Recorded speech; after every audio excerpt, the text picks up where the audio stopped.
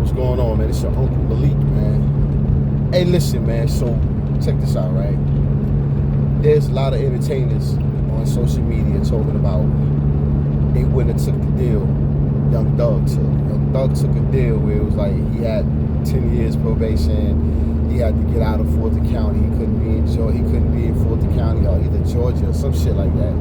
It was a crazy ass deal. And these rappers talking about, man, I wouldn't have took that deal. Fuck that shit, right? All these rappers that say everybody, not even just rappers, anybody and everybody that's saying they would have took that deal and eat a dick. First of all, that man, y'all ain't never been incarcerated.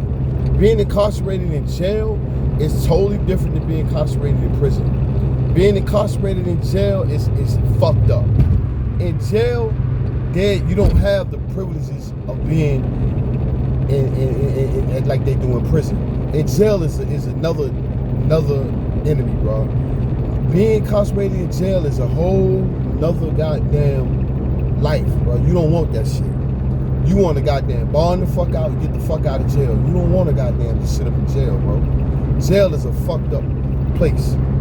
Prison is different than jail, because at least in prison, you get to get out, walk around, get some fresh air, lift weights, play basketball, mingle with people. You don't really have, you get to eat, you get visitation, you get to physically touch your visits. In jail, man, you get 1 hour. Now, I don't know how it is in that particular jail that Young Thugg was in, but I know that I did 2 years in jail. I did 2 years in a jail. In a jail, you sharing a cell with another person. Now, the jail I was in, we was locked down for 23 hours a day. We only had 1 hour out.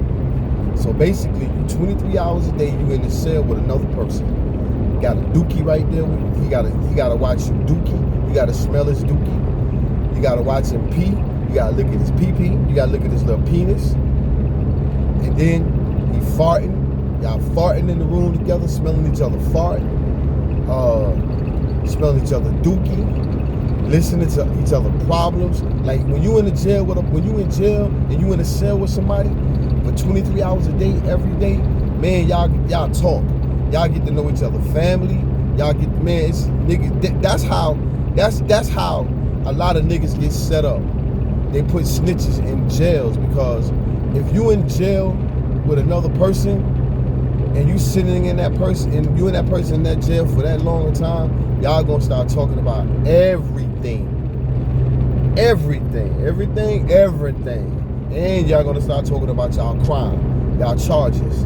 And then you gonna start catching motherfuckers in lies. Motherfucker gonna start telling you the truth. Motherfucker gonna hit you with the, yo, man, I mean, it's between me and you, don't say nothing. But yeah, man, I slit that nigga throat, man. I went in there and raped that woman, man. You know what I'm saying? I went in there and hard that woman. I did it, man. But don't tell nobody. Like, motherfuckers be really in there telling their fucking cases. They do. But the worst thing about jail is the 23-hour lockdown. You gotta use a cell phone to talk, and you're fighting over the phone. Man, just imagine 23 hours a day with men. A bunch of men in a cell, in a dorm together for 23 hours a day. Y'all out 1 hour. And you in a room with one man. You and one man, and sometimes it be two. Y'all in the cell together. Y'all eating together. Y'all eating right there. Y'all, like I said, it might be times when it's chow time, you eating, a nigga got shit. Like, yo, bro, I'm sorry, bro, I got shit. And now you gotta smell this nigga dookie while you eating. And you saying like, yo, man, what the fuck? This nigga, or you might be in a cell with a heroin addict. And you know when they coming off that heroin, them motherfuckers be fucked up. Throwing up, shitting on themselves. And that's what you gotta deal with when you in a cell, in jail, with a person by himself. So yeah, man. Them niggas talking that shit about, nah, that man did that shit, that man was ready to get the fuck out of jail. He was ready to get the fuck out of jail. And hey, it is what it is, man. I can't sit here and say, I know damn well I probably would have took the goddamn deal too.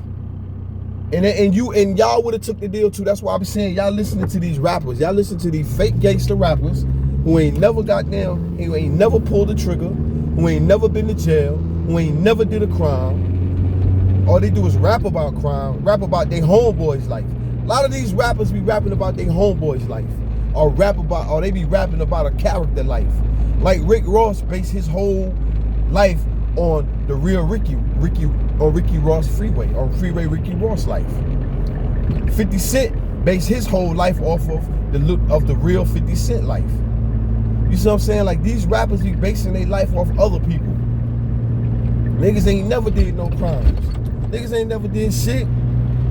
Biggie Smalls, Notorious Big, he based his life off D-Rock life. That was D-Rock life that Biggie Smalls was rapping. Biggie ain't did none of that shit. That was D-Rock. D-Rock was the motherfucker out here doing that crazy shit. Robbing motherfuckers, selling drugs. That was D-Rock. And Gutter. That was D-Rock and Gutter. That wasn't Biggie. That was D-Rock and Gutter doing that shit. That wasn't no fucking Biggie. Biggie wasn't out there doing that shit. Man, Biggie probably sold a goddamn a dime rock or two. But man, Biggie wasn't doing that shit. But I'm just saying, man, y'all stop listening to these rappers tell y'all that what they would do, they was in Thug life, they wouldn't have took that. Man, when I seen that video of Rob Wave, this big 400-pound motherfucker talking about he wouldn't have took that deal. Nigga, you 400 pounds. You ready to get out and eat a hamburger. You crazy. That nigga would have took that deal, snitched on whoever he had to snitch on. Man, it's just ironic that these guys getting on, these rappers and these entertainers be really getting on social media, acting hard. And I know fucking well you wouldn't have took that deal. You would have took that deal, bro. You would have ate that deal. You would have begged for that deal. Quick, fast, in a hurry. Like, come on, bro. That's all I gotta say, man.